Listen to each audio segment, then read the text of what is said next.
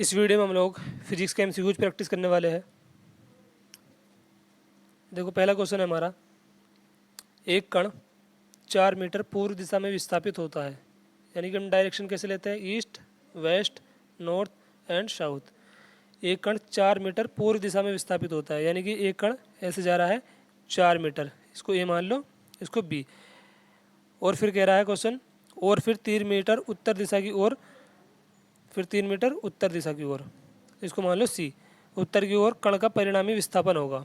हमसे ए और सी पूछ रखा है, तो ए और सी कितना हो जाएगा, यहाँ से यहाँ 4 मीटर चला और बी से सी कितना चला है 3 मीटर, तो परिणामी विस्थापन कितना हो जाएगा, रिजल्टेंट 4 का स्क्वायर प्लस 3 का स्क्वायर, यानी कि आ जाएगा √25, 4 चुक 16 एंड 3 तिया 9, 16 9 25, तो ये रूट में 25 आ जाएगा, यानी कि 5 मीटर। हमारा आंसर आ जाएगा इसका 5 मीटर। नेक्स्ट क्वेश्चन है, एक वेट लिफ्टर 300 किलोग्राम, यानी कि एम दे रखा है हमें 300 एंड वजन जमीन से 2 मीटर ऊंचाई तक, यानी कि एच हमें कितना दे रखा है 2 मीटर तक 3 सेकंड में उठाता है। Time 3 second. उसके द्वारा उत्पादित औसत शक्ति, यानी कि हमें पी निकालना है।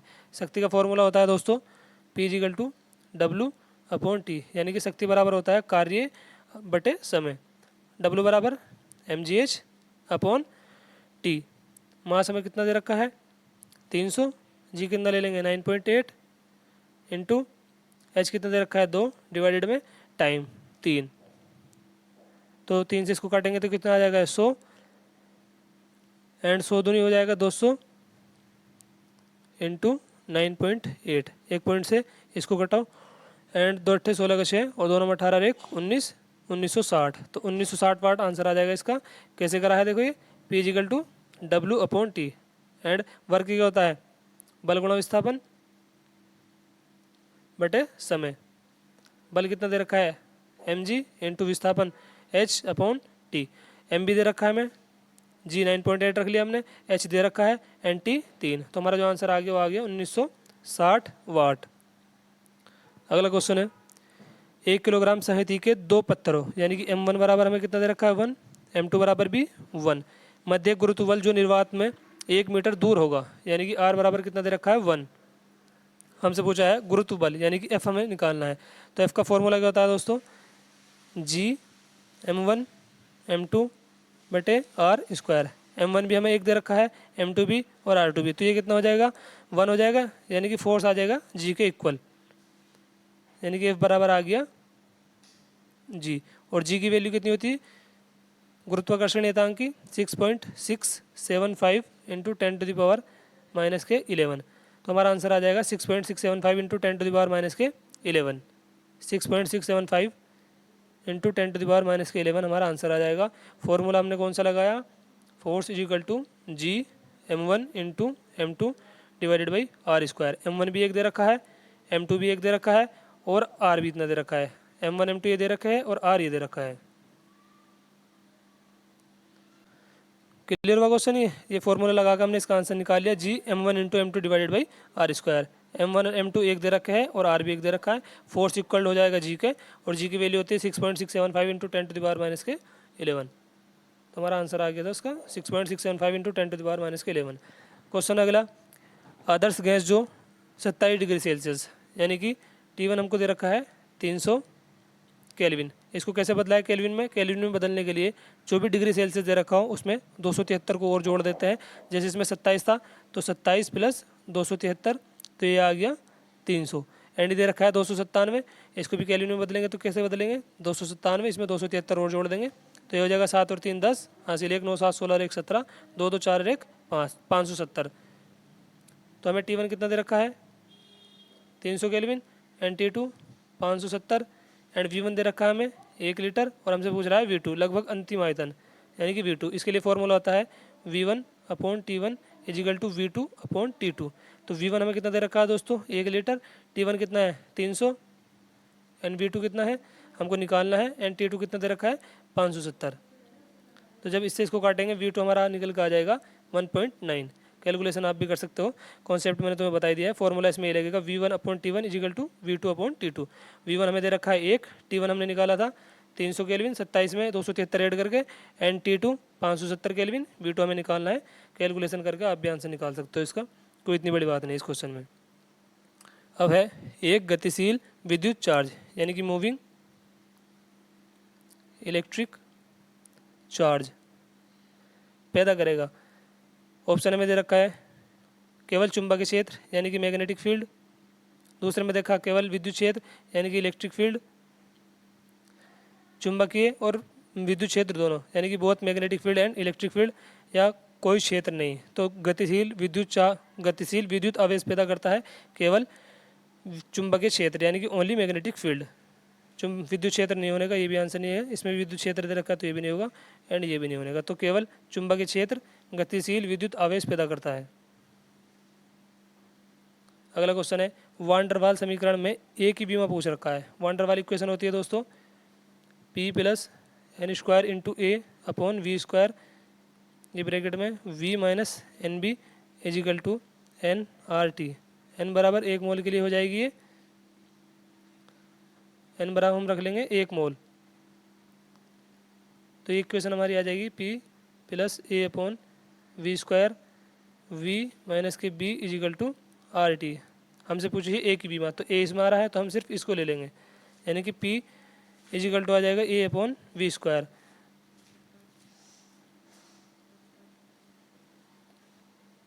P इजिकल टू आ गया a upon we square. V है वॉल्यूम, तो हमें ए की बीमा निकालनी है, तो ए बराबर हो जाएगा P into V square.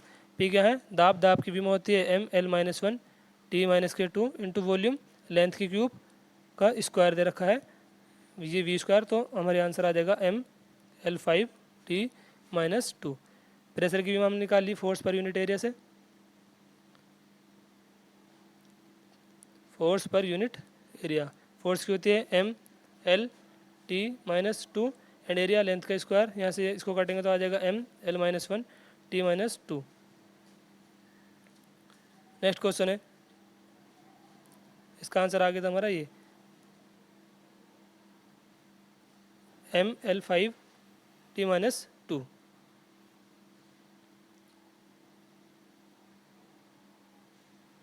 Next question है एक कण का विस्थापन निम्न समीकरण के द्वारा दिया जाता है। ये हमको समीकरण दे रखी है, ठीक, और हमसे पूछ रखा है एक कण का विस्थापन निम्न समीकरण के द्वारा दिया जाता है। ये समीकरण दे रखी है और हमसे पूछ रखा है कि तरंग का वेग क्या है। दोस्तों जब इसको कंपेयर करेंगे तरंग समीकरण से तो y equal to A sine omega T minus K X है। तो ओमेगा दे रखा है हमें 100 एंड के दे रखा है हमें 50। हमसे पूछ रखा है तरंग का वेग, तो इसके लिए फॉर्मूला होता है ओमेगा अपॉन के। फॉर्मूला लगा देंगे हम ओमेगा अपॉन के। ओमेगा कितना दे रखा है 100 एंड के कितना है 50, तो हमारा आंसर आ जाएगा 2। तरंग का वेग 2 मीटर पर सेकंड, कुछ भी नहीं है, फॉर्मूला लगा देना है V equal to omega upon K. And omega दे रखा है, जो भी टी के आगे दिया होगा वो ओमेगा होता है, एंड एक्स के आगे जो है वो के। इसको हमने कंपेयर करा था y equal to A sine omega T minus K X, ये एक तरंग की समीकरण होती है इससे। तो हमारा ओमेगा था 100 एंड के 50 और फॉर्मूला हमने लगा दिया ओमेगा अपॉन के, तो हमारा तरंग का वेग आ गया 2 metre per second. Next question है निम्न में से कौन अधिक प्रत्यास्थ है, स्टील, रबड़, लकड़ी या फिर प्लास्टिक। तो सबसे अधिक प्रत्यास्थ है स्टील, आंसर आ जाएगा ए। अगला क्वेश्चन है 2000 डिग्री सेल्सियस से ज़्यादा का ताप नापा जाता है पायरोमीटर के द्वारा, मरकरी थर्मामीटर के द्वारा या हवाई एयर थर्मामीटर द्वारा, वाष्प गैस थर्मामीटर द्वारा। 2000 डिग्री सेल्सियस से ज़्यादा का ताप मापा जाता है दोस्तों पायरोमीटर के द्वारा, तो हमारा आंसर आ जाएगा ए। अगला क्वेश्चन है यदि विद्युत क्षेत्र 3 इंटू 10⁶ यानी कि इलेक्ट्रिक फील्ड हमें कितनी दे रखी है 3 इंटू 10⁶, चुंबकीय क्षेत्र भी 3 इंटू 10⁻² हो, तो एक दूसरे के लंबवत कार्य कर रहे हैं, तो इसमें आवेशित कण की चाल यानी कि हमसे कण की चाल पूछी है, तो इसके लिए फॉर्मूला होता है b into C is equal to E. B हमें कितना दे रखा है 3 इंटू 10⁻² इंटू चाल हमें निकालनी है। और इलेक्ट्रिक फील्ड कितनी दे रखी है विद्युत क्षेत्र 3 इंटू 10⁻⁶, तो 3 से 3 कट जाएगा, 10 टू द पावर 2 से इधर कट जाएगी, तो चाल कितनी आ जाएगी 10 to the power 4 meter per second. ये हमारा आंसर आ जाएगा 10 to the power 4 meter per second. इसके लिए हमने फॉर्मूला लगा दिया था B into C is equal to E. C क्या है, कण की चाल, B चुंबकीय क्षेत्र एंड ई विद्युत क्षेत्र। बी हमें कितना दे रखा है 3 into 10 to the power 2 into ये हमको निकालना है कण की चाल and E 3 into 10 to the power 6। 3 से 3 काट देंगे, 10 टू द पावर 2 से इसको काट देंगे तो बचेगा 10 to the power 4 meter per second. हमारा आंसर आ गया ए। अगला क्वेश्चन है, धारावाही परिनलिका के एक सिरे पर चुंबकीय क्षेत्र होगा mu naught N I upon 2 या mu naught N I mu naught upon N into V या N I upon mu naught. तो धारावाही परिनलिका के एक सिरे पर चुंबकीय क्षेत्र होता है mu naught N I upon 2। अगर पूछ लेगा कि एक सिरे को अगर यहाँ लिख के दे देगा धारावाही परिनलिका के अंदर चुंबकीय क्षेत्र होगा तो फिर आंसर हो जाता बी। लेकिन हमसे पूछा है धारावाही परिनलिका के एक सिरे पर चुंबकीय क्षेत्र, तो हमारा आंसर आ जाएगा mu naught N I upon 2।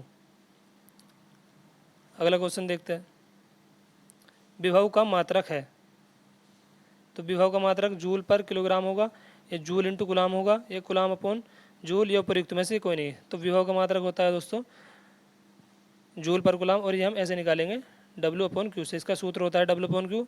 W क्या है, कार्य, और ये आवेश। तो कार्य का मात्रक होता है जूल एंड आवेश का मात्रक होता है गुलाम। तो हमारा आंसर आ जाएगा जूल पर गुलाम, यानी कि ये आंसर हो जाएगा इसका। अगला क्वेश्चन है, विद्युत वाहक बल की विमा MKS पद्धति में होगी। तो विद्युत वाहक बल, अभी मैंने फॉर्मूला बताया, VAE का फॉर्मूला होता है W अपॉन क्यू। W क्या है, कार्य, इसकी विमा होती है ML² T-2। इसके ऐसे निकाल लेंगे W इक्वल टू बल गुणा विस्थापन।